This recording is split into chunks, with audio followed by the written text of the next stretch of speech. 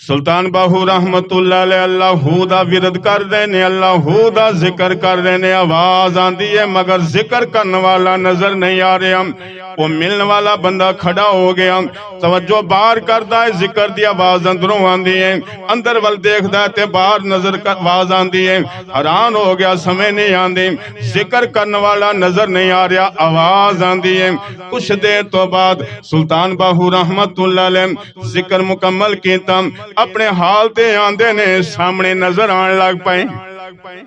ملن والا کہندا بابا جی گل کی ہے، کافی دیر تو دیکھ رہا ہوں، اگر اندر دیکھنا وا آواز باہروں آندی ہے، باہر دیکھنا وا آواز اندروں آندی ہے، تسی درمیان چ نظر نہیں آندے، وجہ کی ہے؟ آپ فرماندے نے الف اندر بھی ہو تے باہر بھی ہو، الف اندر بھی ہو تے باہر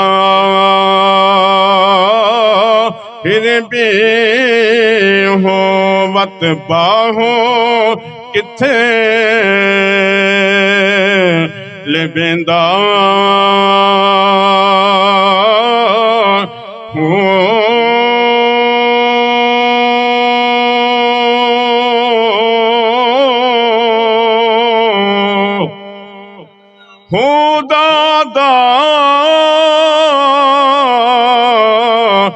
محبت والا اتے دم دم پیا پڑیندا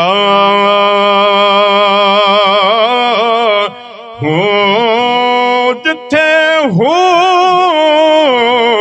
کرے روشنائی اتھے چھوڑ اندھیرا ویندا ہوں میں قربان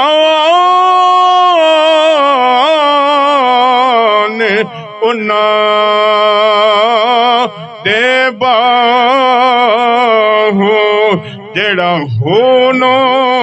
سہی کریندا